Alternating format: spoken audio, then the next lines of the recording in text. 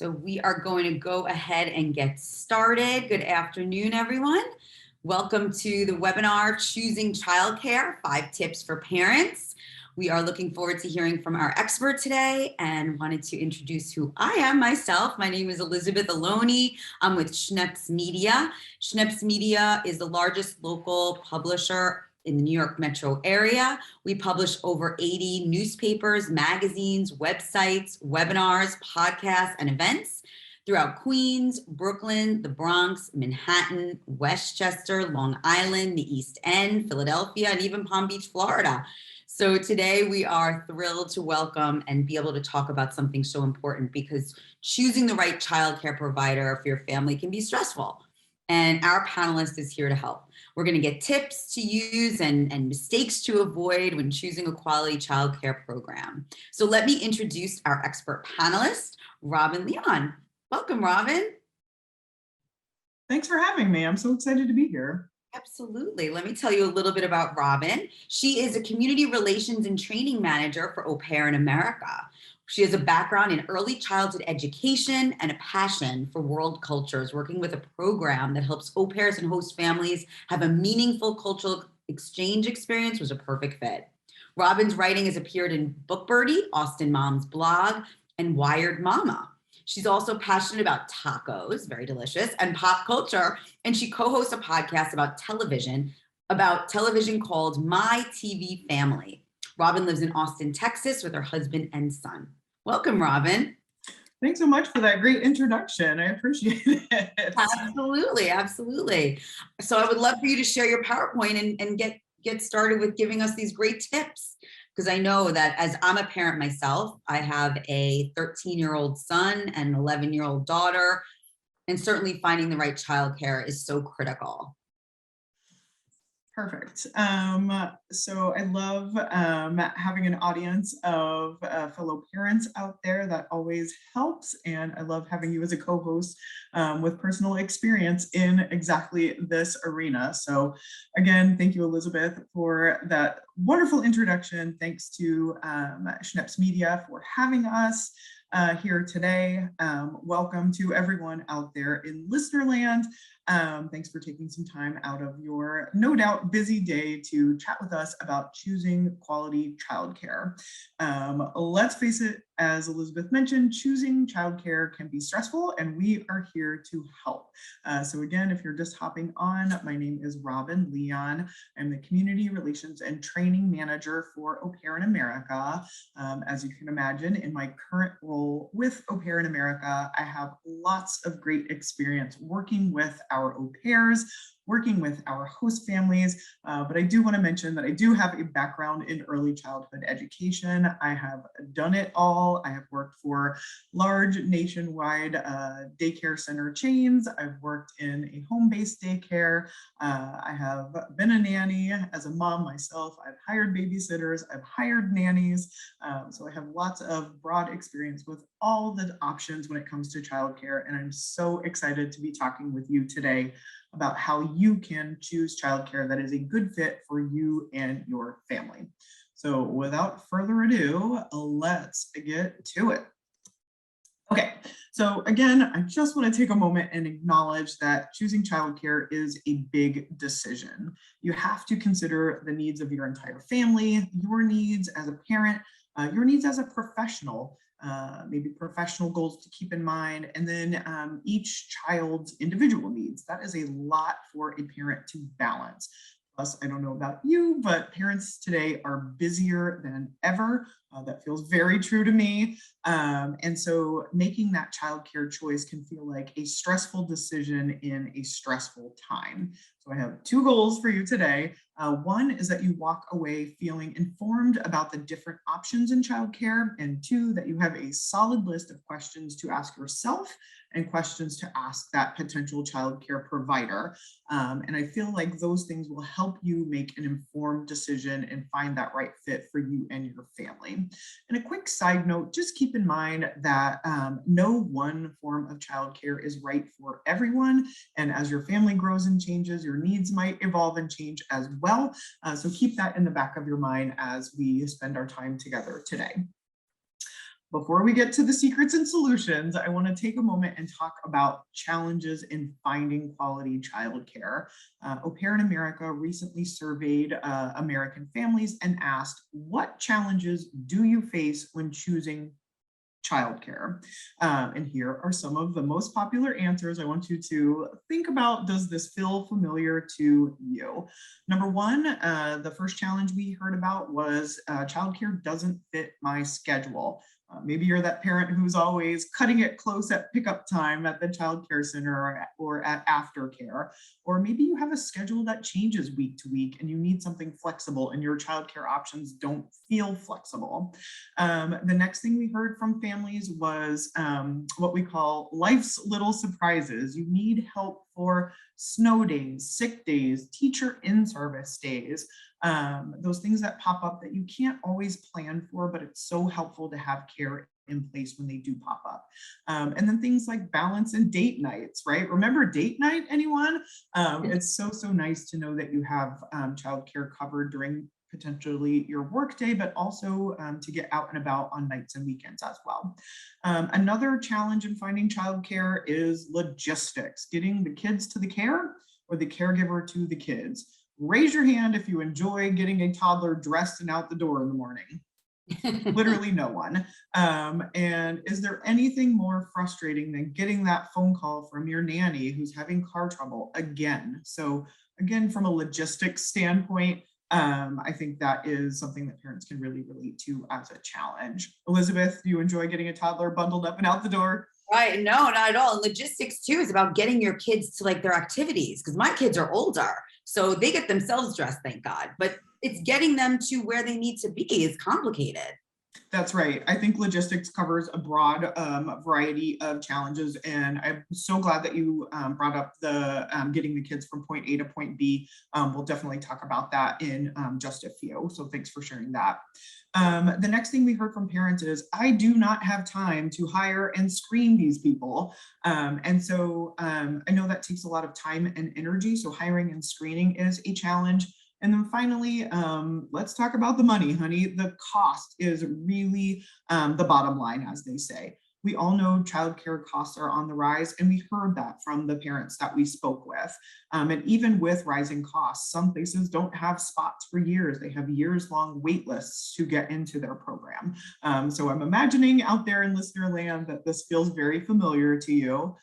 So moving on from challenges to options, I want to take a moment and talk about the choices that you may have before you when it comes to choosing childcare. Of course, options are going to vary based on where you are in the greater tri-state area, but most of you probably have access to daycare centers, home-based daycares, a live-in program such as hosting an au pair, and live out such as nanny or babysitter. Also important to keep in mind, the right solution for you might be a combination of a couple of these things, right? So it's very common to have a daycare program coupled with a babysitter who picks up from daycare from time to time, or maybe you want your child in part-time preschool and then you host an au pair to get you kind of coverage from the rest of your workday. So keep that in mind. The right answer might be a combination. Okay, so let's get to those top 5 tips. Elizabeth? Can I ask you one question? Because I mean, I know what an au pair is. I've been lucky enough to have an au pair for many years with my children, but I don't know that everyone is so familiar with an au pair is. Would you mind just sharing with everyone top line of what an au pair is? Absolutely. Thank you for that question.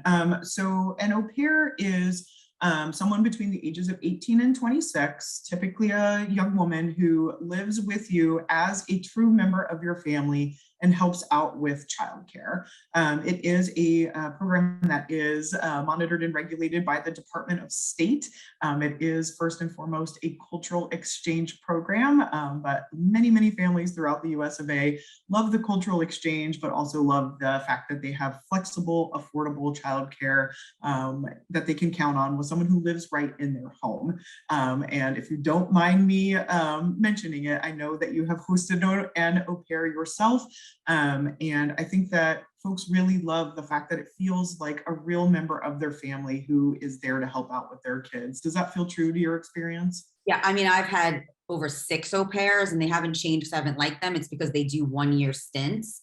And I've been doing it since my kids are, 4 years old and they're now, preteen and teenagers. And I love it. I mean, I hate to be biased, but I am because I've actually experienced it. And it's just been a wonderful experience in so many ways. I'm here to answer questions too. Just so happens I'm not I happen to be the moderator, but I also happen to be able to have a tremendous amount of experience as a parent. I love that. I know you're not here in a capacity as a host mom, but I'm going to take advantage of your experience if you don't mind. But yeah, that's amazing. And I love to hear that. And we do hear that time and time again. I started when my babies were in diapers and now my kids need help getting back and forth to soccer practice. They're, 11, 12, 13 years old.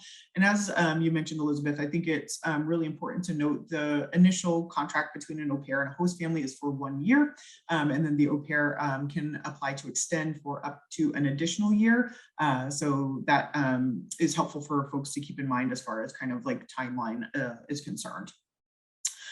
Okay, so let's get to tip number 1, which is having a family meeting. How are you going to figure out what is the best childcare option for you and your family? Let's take some time and talk about questions to ask yourself, and then we'll follow up with questions to ask that potential caregiver. So tip number 1, you're going to sit down and have a family meeting. You're going to talk about your needs, your priorities as a family, your schedule, the kids, the full picture. And that is going to guide you and help you determine what is the best fit for you and your family. So here are a few general things to consider as you sit down at your kitchen table as a family, or maybe just as parents, to talk about your needs. Number 1, start with those kids. What do you want for your kids? What are their needs? If you have more than one child, think about them as individuals and what are the needs that they each require. The next thing to think about is what type of care are you looking for? Would you like for your child to be part of a group, or are you looking for more one-on-one care? Next thing to keep in mind, special needs. Do your children have special needs? Is there additional care that you are looking for based on those needs? Next thing would be community activities. Are you looking for someone to get your child active in the community or your surrounding areas? Is it important for you to have your kiddos go to story time at the library or soccer tots at the park? Keep that in mind. And then here's an important one, especially if you are looking into hosting a live-in childcare option, such as an au pair. Do you have the space to do that? So again, if, for example, for an au pair, you must have a private bedroom for the au pair. They can certainly share a bathroom. That's totally fine. That's a common question that we get, but they do need a private sleeping bedroom. So those are some general things to keep in mind. Tip number 2, let's get serious about scheduling. It is really important to have a heart-to-heart about what you really need when it comes to hours and scheduling. So questions to ask yourself during your family meeting. Do you have a fixed schedule or do you need some flexibility? How many hours of care are you looking for? So for example, when you host an au pair, you can schedule that au pair for up to 45 hours a week of childcare assistance, up to 10 hours a day. That's designed to be flexible to work around your work schedule, your school needs, etc. The second thing to think about are those life's little surprises that we mentioned previously. Do you need help for snow days? Do you need help for things like teacher in-service days if your kids are a little bit older? And then sick days, as you probably know, sick children are typically excluded from care in group childcare settings like a daycare center, like home-based daycare. So are you able to take off work if you have sick kids? One of the reasons host families tell us again and again that they love hosting an au pair would be coverage for those things that pop up, like sick kids, like snow days, where you really have to get to work. So that would be a really good thing to add to your discussion. What do we need when it comes to life's little surprises? The next thing to keep in mind is commute. Do you have time during your day, during your morning and evening commute to build in time for daycare pickup and drop off? And then finally, back to kind of the full complement of care. Now that you've covered your work day, do you want someone who can help out for evenings and weekends, for that date night, for running errands, meeting up with friends, taking an exercise class? So those are things to keep in mind when it comes to how would you potentially schedule those 45 hours of care. And then one other one to keep in mind is summertime. It is right around the corner. I can feel it nipping at my heels. I was talking to one of our Au Pair in America host moms recently who told me that she switched to an au pair from a daycare center after the daycare director told her they would be closed for several weeks during the summer. What an unpleasant surprise. Elizabeth, have you found summertime to be an opportunity for your au pair to shine? Absolutely, absolutely. And quite honestly, I mean, now my kids are older and they go to sleepaway camp and I still have my au pair. It still makes sense for me, even with my children gone for 7 weeks. It still makes sense for me to host the au pair because that's how beneficial it is when they're here. Gosh, what a statement. Let's marinate on that one for a moment. It is even when you have Pay sleepaway for camp. 7 weeks. Yeah, I pay for 7 weeks of having my au pair here when my kids are not, because the benefits for the rest of the year are so great. Wow, you heard it here, folks. That's amazing. Thanks for sharing that. And we Sure. do hear that often, that folks, again, kind of put together two kinds of childcare during the summer. But whether you need, daytime care, evening care, the au pair, again, is designed to bring to you a flexible schedule. So that's great to know. Okay, on to tip number 3. Let's talk about exactly what you need from this caregiver. So of course, we've talked about the childcare component. That's really important, providing excellent, high quality childcare for your family. But other things to think about, as Elizabeth mentioned, the driving. My goodness, do you need help getting those kids back and forth to school, to extracurricular activities, to soccer practice, violin lessons, all of those things we sign our little ones up for? Au pairs can be a lifesaver in that type of situation, but that's really important to do. Again, that family analysis, that needs analysis. Do we need a driver? Next would be homework. Do you have school age kiddos who need help getting that homework done after school? Again, a common kind of myth about hosting an au pair might be that they are for babies, toddlers, preschoolers only, but we have lots of families like Elizabeth who really appreciate hosting an au pair with school age children because of that driving help, because of that homework help. So put that down in your needs assessment. What other duties do we need? And then finally, this is a really important one. If you are considering in-home care, whether that's babysitter, a nanny, or an au pair, what duties would you ask that person to do in your home outside of childcare? If you have little ones, do you expect them to do bottle washing, kids laundry, kid meal prep, tidying up with or for the children? You need to write that down on your needs assessment and really think about what, in addition to childcare duties, that you would need. For reference, those are all things an au pair would be able to do. Any duties around your home related to the kids are appropriate for the au pair to complete. Okay, this one, gosh, is super important. We're going to shift gears a little bit and transition from talking about questions to ask yourself to ask yourself as a family. And now we're going to shift over and talk about questions to ask a potential caregiver. You are trusting someone with your childcare, and that means you have to trust that person's skills, abilities, and training. It is really important to ask about not only training, but background checks, screening, licensure. So let's talk a little bit about questions to ask in that category, depending on what type of care you're looking for. So for care outside the home, daycare center, home-based care, of course, your licensing will differ based on your location, but New York, of course, requires daycare centers to be licensed, whether that's through the Department of Health or another licensing agency. So when you are looking at a daycare center, you want to confirm that they are licensed and also ask if they are accredited, and if so, by whom. And then you also want to ask, what do they have to do to maintain that standard, to maintain that licensing, to maintain that accreditation? Shifting over to care inside your home, let's talk about things that you should ask and know. Of course, babysitters are not required to have credentials. Nannies aren't required to have formal training, but some might. When it comes to the au pair program, again, as I mentioned, the au pairs are placed through the Department of State and are therefore required to have proof of childcare experience in their home country. They are required to provide proof of their education, their experience, and so much more. Elizabeth can probably talk a little bit about that application and what you're able to see. In addition to that proof of experience and education, the au pairs are required to attend extensive training, including first aid and CPR through the American Red Cross. I like to say with Au Pair in America, back to that screening challenge when it comes to the challenges of the time, energy, and effort. Au Pair in America does so much of the legwork of screening for you. So that is something to keep in mind. But whatever you choose, be sure to ask about the screening process for caregivers, including their experience, formal trainings, and references. Elizabeth, do you mind to chime in a little bit about what you like to look for on the application? Driving is very important to me. So I can look to see, how many years, the au pair has had a license, how often they drive, whether it's city roads or not. So that's been a big one that I've looked at.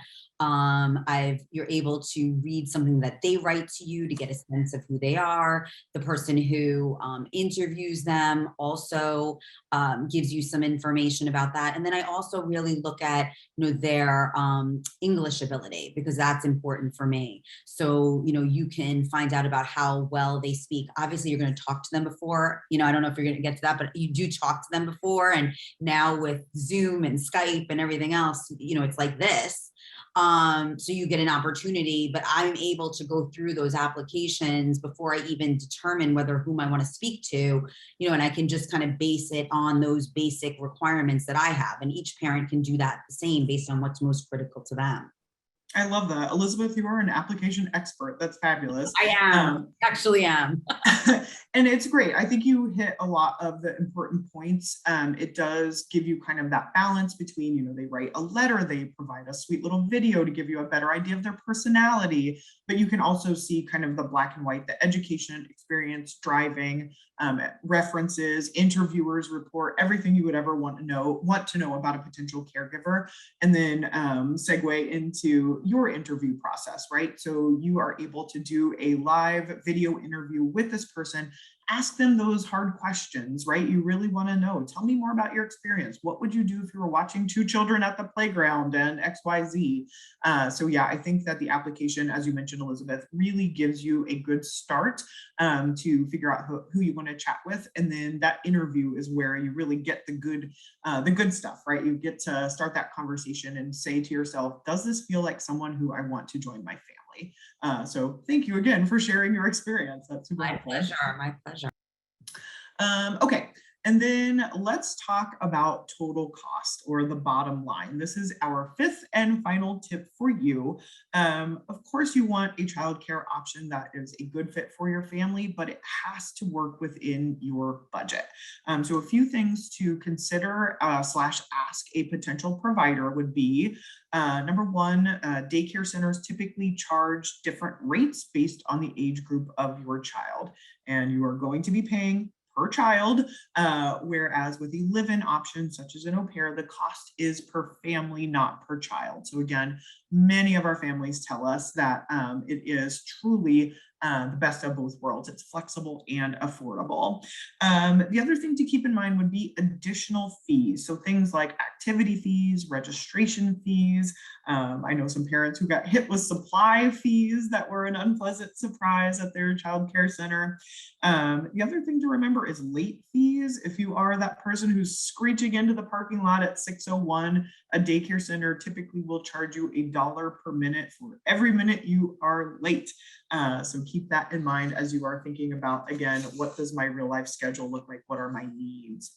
For live-in care, such as an au pair, a fee to consider or additional cost to consider would be providing room and board, right? We talked about the need for a private sleeping room. And additionally, the cost of including this person in your family's day-to-day life. So I always use the example of, if your family goes out for Friday night pizza, you're going to say to your au pair, Svetlana, would you like to join us for Friday night pizza? And again, it's think of it like your younger sister, your baby cousin coming to live with you for a year or two and help you out with your kids. And then finally, always great to ask about discounting for things like families in the military or different discounts that might be offered through your employer. So for example, Au Pair in America offers several discounts for current and new host families. So that is always a great question to ask. The money piece, I mean, I can speak to that. There's nothing less expensive. I mean, I don't want to make it like that's at all why you choose your daycare or your help, but to go out on one date night for I mean, it's $100 just to go out. Before you even get out the door. Exactly. I mean, it's like movies. Who would go to the movies? Waste a lot of money to go to the movies. You know, it's really it's daycare, you know, childcare is so expensive. And you know, I've just found also, in addition to the tremendous flexibility and you know, my peace of mind, it gives me such peace of mind. The cost is unbelievable. You know, what you get for what you pay, you could never compare it to any other childcare situation that I That's know. amazing. I mean, give you the flexibility, right? I mean, I need someone who can drive, who can be there when I need them, who can, you know, be based on my schedule, not some daycare company's schedule. No, I love all of the words that you're saying. That peace of mind, like just not having to worry about it, is such a gift. And I imagine that with snow days and teacher in-service days, I mean, sometimes it feels like our children are not in school at all. And just having the ability to know, okay, I don't have to upend my life, my professional goals, because of childcare challenges. So I love all of the words that you use. That's great. Thank you. And it's like having another, you know, I'm an only parent. So it's like not having to do it all alone. And Mm-hmm. I know that even married parents or partners can often feel like one person is taking the bulk of the childcare responsibility. And it really gives you like a second you to some degree. Be able to feel like your kids are in good hands, and you know, you can trust it. So Oh, trust, good hands. I love that. And I think that just again, kind of looking back on your experience over 6 years, having that really incredible relationship with another grown-up in your home who, you know, you're going to be exchanging holiday cards with for the rest of your life and friends with on social media. And you really are, of course, we're, you know, talking a lot about all of the amazing benefits, but the cultural exchange is such an important part of it. And you're also making such a difference in the life of a young person, right? They are going to go home to Colombia or Brazil or Germany and say, I had this amazing host mom who was such a boss babe. And you know, you're really changing the life of a young person as well as getting all of the benefits that you're talking We're still in touch with all of our au pairs. Two of them actually moved here and got married. So, you know, we're still in touch with those that are here and those that are back in their home country. And it really gives your children, I feel like my children have such brighter eyes in terms of the world, you know, thinking outside of, you know, where they are. You know, now they know they have friends in Panama and in France and in Brazil and in Germany and, you know, El Salvador, you know, that they can feel like wherever they are in the world, you know, they know somebody, which is well, great.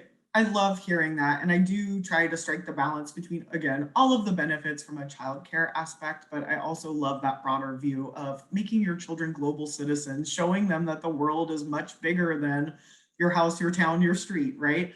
And we just hear stories like that again and again, even from our host children who are now adults. They talk about how having an au pair as a child really formed them into global citizens. So just so much great stuff there. I love it. Absolutely. I'm a huge proponent of it, obviously, for so many reasons. Elizabeth is a believer. Well, I know we want to save some time for Q&A, but quick wrap up. I know, again, everyone is so busy and this can feel like an overwhelming decision to make, but I promise if you take it step by step, you have that family meeting, you sit down and make that list of questions to ask yourself and questions to ask your potential caregiver. I promise you, you will find someone who is the right fit for you and for your family. Absolutely. Absolutely. Thank you so much for that, Robin. Thank you. This is so much fun. My pleasure. So I want to get to some of the questions that we have from the attendees. So if you just want to unshare your screen for a moment. And let me get to some of those questions. So, you're with Au Pair in America, and I actually happen to use Au Pair in America. This is a coincidence again.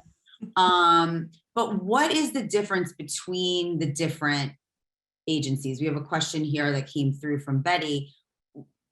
She's seen different Au Pair agencies. How do you tell me what's the difference? Sure. No, that's a great question. Of course, you and I are both partial to Au Pair in America, but taking a step back, I will tell you that I have folks come to me from other agencies all the time, host parents, and they say everything from our Au Pair orientation to our host family support is really just the best in the business. We have a different way of doing business. Some agencies really focus on getting you to join the program, and then maybe the support isn't as strong afterwards. Au Pair in America really believes in providing exceptional support and service to all of our program participants, our au pairs and our host families throughout your year together. You will have a local representative who is in your community, who's there to hold your hand every step of the way, support you and support your au pair. And I think that is really the top area where Au Pair in America sets ourselves apart from any other agencies out there. We just have a different business model and a different way of looking at support and service. We want, of course, for you to join our program, but once you are in, we take very good care of you every step of the way. And I can say, what I found helpful has been, there is a local, I'm not sure what you call it, counselor. Community counselor, yep. I always forget the name of it. So they check in with the parent every month. If I have an issue or a question, I can reach out to them and they get back to me within the day. They stay in touch with my au pair to make sure that my au pair is happy. They're always kind of checking in. That's okay, right. Moms, and hosting. Dads, are you happy? Au pair, are you happy? And have those conversations separately. So if there are any issues, they can right. in and intervene if necessary, or help, support. And then they also work to connect au pairs with one another. I can say that, in my area, there's a lot of au pairs. In fact, they had to split my area into 2 community manager counselors. Wow. There were so many au pairs. But what they do is they also organize events for the au pairs to get together, which is also important because, you want your au pair to make friends. And it's nice for them to make friends that are other au pairs because they understand what they're all going through and what the expectation is and what the commitment is. So that's a nice thing because they encourage that community together. So that's right. Those things have been very helpful in having an au pair and working with America. I love hearing that from a participant perspective. So the community counselor, that local person in your area, they will set up a monthly get together for all of the au pairs in your town.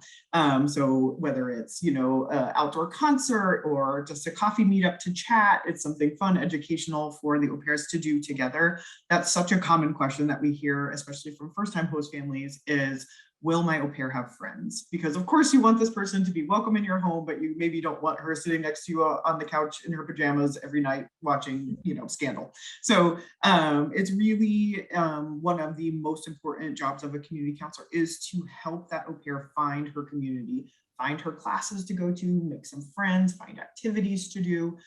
So yeah, I think that community support is really crucial, as you said. Yeah, I agree. So Eric has a question. He said, can you discuss the pros and cons of directly hiring au pair from her country versus a rematch or an extension? Maybe Sure. you want to let people know the difference, what those are. Of course, some terms of art in there. Good job, Eric. So you have a few options when it comes to matching with an au pair.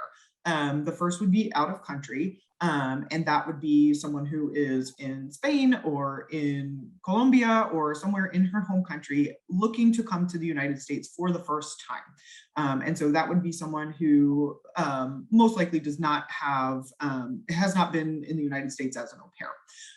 So the important thing to keep in mind there is you're going to do that interview, you're going to review her application, and she will have 1 year with you. And then as long as she's in good standing with the program and has room for it in her young life, she can apply to extend for an additional 6 months, 9 months, or 12 months. The extension au pair is that person who has been here for a year and potentially wants to have a new experience for year 2. So you can do that second year as an extension au pair with your original host family, or you can match with a new family elsewhere in the US. And a common question I get about that is, well, what does that mean? Why wouldn't they stay with their first family? Au pairs come in all the time and say, I'm going to do 1 year on the East Coast and 1 year on the West Coast, or 1 year in Texas and 1 year in California. So it doesn't necessarily have anything to do with the match. It's just about these brave young women who are super excited to come to the United States and have as many experiences as possible. So that's out of country. The extension would be that year 2 au pair who wants to extend with a new family. Some host families are eager to do that because they know that the au pair already has a year under her belt in America. Perhaps her English has improved. You might be able to skip over a little bit of homesickness and culture shock. You can talk to her host family here in the US. The thing I will say about that extension pool of candidates is that it is very small. So what we like to say at Au Pair in America is cast a wide net. If you are interested in hosting an au pair, talk to lots of people. Sometimes host families will come to me and say, I only want a Hungarian driver who's infant qualified, and that is like finding a unicorn. So you want to cast a wide net. There are lots and lots of ways for someone to show you a skill. If you only want someone who has lived away from home, do you really, or are you looking for someone who is a little bit more mature? There are lots of ways that someone can prove maturity to. It doesn't have to be what you're kind of coming to the table with an expectation. So the other thing to remember is you will have a placement coordinator who is there to help you with this process, assign candidates to you based on your needs, help you with the interview process. So again, we are really, really all about the support. And then the third category that our friend Eric mentioned was rematch. And so this is a common question that we get as well, and that is, what happens if it's not working out with me and my au pair? So a couple of things to keep in mind. We like to say the watchword for the first 30 days is patience. So it is, from time to time, you will interview this bright, sunshiny spirit from Costa Rica who just looks like happiness herself. And she comes to your home and she has jet lag and culture shock. And maybe a little bit of homesickness. Your water tastes funny. The light switches are weird. And maybe she's a little quiet, a little withdrawn, and you're thinking, oh my goodness, where was that vibrant Costa Rican that we Skyped with those many times? And I promise you, if you give it 30 days, usually much shorter than that, 9 times out of 10, that bright, sunny ray of light from Costa Rica will come popping back out and you will live happily ever after. But let's say you gave it those 30 days of patience and space and grace, and it's still just not feeling like it's working out. Then we have a process called rematch, and that is a 2-week process where you have decided that this isn't working for one reason or another. During those 2 weeks, you continue to house and feed and pay her, and during those 2 weeks, she continues to provide excellent quality childcare with a big smile on her face. And during that 2-week process, your community counselor, that local support person in your area, will help both of you find new matches as appropriate. So all that to say, then now there's that rematch au pair who needs to find a new host family. If you are a new family looking for an au pair, you can apply to be approved to look at rematch au pairs, and that's certainly something to consider. The thing I would always remind folks is that it moves fast, so you have to be ready to get your application done and get your references checked and all of those things. But again, you have a local person who can help you with that process and a placement coordinator who is super happy to help. Great, thank you for that. Ingrid actually has a question kind of related to that. She said, how difficult is it to change caregiver options if you're unsatisfied, which I think you addressed. And then she also said, how do you balance your expectations as a parent and your child's needs for consistency? So maybe she's referring there to the 1 year to Sure. 2 year. Yeah, I mean, I completely understand the desire to not have a revolving door of childcare.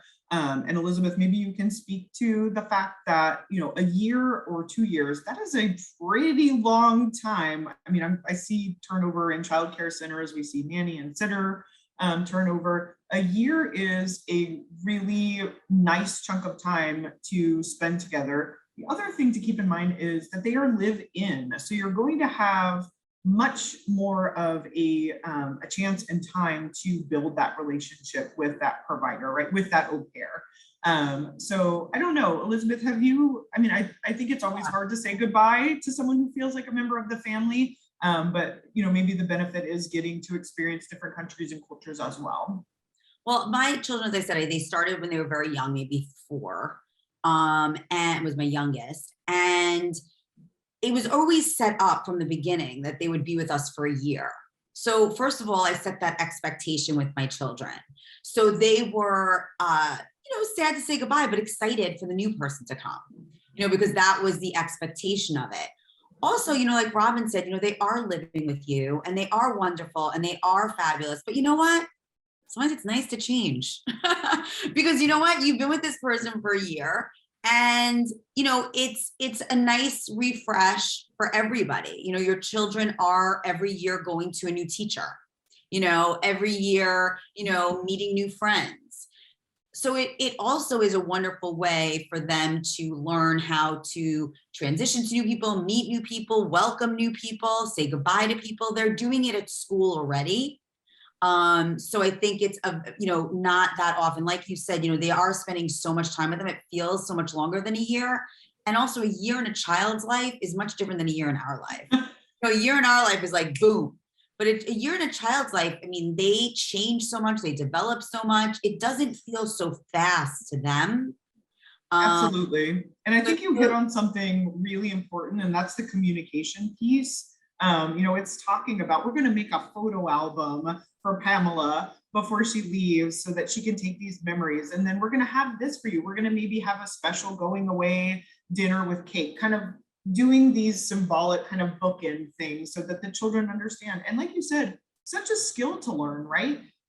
Wrapping up a relationship on a positive note, keeping in touch, being okay saying goodbye and being a little bit of sad, right? And the other thing to note is you do have your local person who is there, who can provide resources, materials, books about saying goodbye and transition. So you are never in this alone. Absolutely. Absolutely. So David wanted to know, can an au pair deal with an infant? Excellent question. I'm glad that you brought that up because we do need to touch on that. Yes, the au pair can be responsible for children 3 months old or older. We do have a special category of au pairs that work with children under the age of 2. So if you have a child under the age of 2, you would match with an au pair who is categorized as infant qualified. So yes, 3 months and up. And if you have children under the age of 2, there are special au pairs out there for you. What about when did they age out? I guess I need to know that. Until what? When did the children age out? Yeah. So you must have a child in your home under the age of 18. Okay, great. You're fine. You got time. Few. Because it really is wonderful. My needs have changed. Obviously at one point my children needed, help getting dressed and, those kind of things. And now really it's, me and my au pair driving my children to their lives is what our life is. I love hearing how you evolved, the program evolved with you. I love that. Yes, yes. So we have another question here from Misty. She wants to know, you mentioned including the au pair as a member of your family. What exactly does that entail? Sure. So I love that question. Thank you, Misty.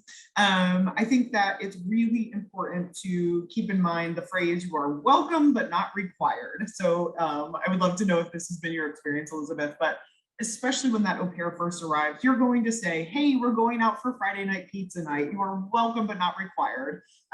Hey, we're going out to the pumpkin patch to get a jack-o'-lantern to cut.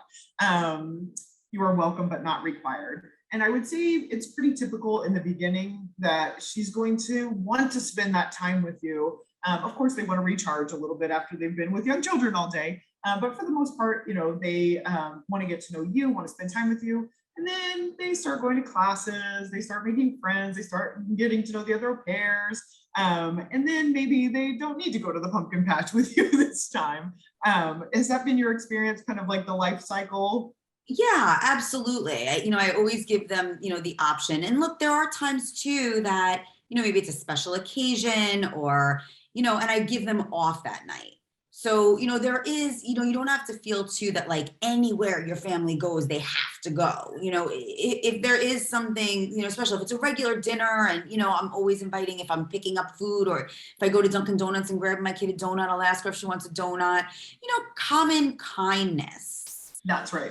I think is important, but I do agree that, they start to have their own life and they're happy to have their free time, Right. No, thanks. I'm good for Friday night pizza night. Yeah, I think that's absolutely it. And again, I think you're hitting on some gold here, and that is communication, right? You're saying, you don't have to worry about us on Tuesday. Please plan something for yourself. That is a common question is what, do you have a tip, your best advice for hosting an au pair successfully? And I think it's open and honest communication. Our most successful host families sit down once a week and have a meeting where they talk about the schedule and like, anything coming up. Hey, make sure, it's getting warm out. Let's get sunscreen on these kids. Can I be off 30 minutes early? I have a test on Wednesday. Just that open and honest communication, I think, will take you far. Absolutely. And I also think too is, letting the au pair know when they're doing something right. Oh gosh, Elizabeth, high five. I think, we're so used to letting people know when they're doing something wrong and how they can fix it. And look, this is true for every relationship, is about, letting people know whenever they're doing something right, whether that's your children, your au pair, your partner, because that's I think we forget to do that. And I know that whenever I tell my au pair how much I appreciate her, she really appreciates it. And then, it makes her, again, just a better relationship. Outstanding. Yeah. Gail asked it for my contact information. You're all free to reach out to me if you'd like. My email is elizabeth@schnepsmedia.com, and all the emails you got probably came from my email. We have time for one more question. I saw one just so I want to give this an opportunity, but Joyce wants to know what happens with health insurance and if you're ill. That's a good question. Sure.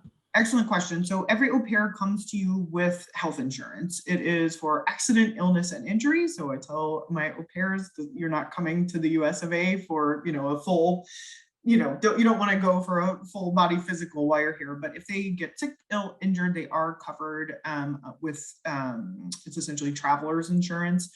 Your community counselor has a list of providers, clinics, doctors, urgent care in your area who accept the au pair's insurance. And again, they're there to help out in case of an emergency. The other thing I want to mention is we do have an emergency hotline that is staffed by a manager 24/7, 365. So if you or your au pair ever have something urgent, there is always someone waiting at the other end of the line, a warm voice who is there to coach you, help you with anything going on.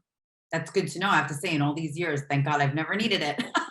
That's amazing. I love it. Is how much about our health insurance and our healthcare system in America is not. They're shocked, Yeah, that's part of the cultural exchange, is learning about all of the exciting American intricacies of health insurance, etc. Look, the differences. There are, positives and negatives for sure, but it is that's right. To learn all of those things about another country and another person, and So many great things that it gives to your child. So That's right. I could talk to you all afternoon, but I think it's fair that I let everyone go back to their life, their children, their work, all their good stuff. But Robin, thank you so much for this. This has been so informative and I think really helpful. You've given everyone so many great things to think about. If people want to take the next step, what do you recommend that they do, Robin? Sure. You can visit our website, which is www.aupair-in-america.com. It's AUPAIR in America.com. And I did put it in the chat. There's if you go to aupairinamerica.com/5 tips, that'll get you right to a quick page there. Don't try and say Au Pair in America into your cell phone because Siri doesn't know how to spell it. But very easy. If you go into Google too, you'll be able to find it, Au Pair in America, and go right to that website. You will get an email tomorrow with that website there. As well as this has been recorded. We're going to edit it. We're going to get it up on the Schneps Media YouTube channel. We'll share the link to you so you can watch it again. You can also share it with your friends, your community. We certainly encourage you to do so. When you have great information, of course, you want to share it. So please tell a do friend. that. Absolutely. And thank you so much, Robin, for being here, sharing all this great information. Thank you to our attendees for joining us and spending some time about how you can find some great childcare options. I want to wish you all to stay safe, stay healthy, and we'll look forward to seeing you on the next webinar. Have a great day. Thanks, everyone. Bye.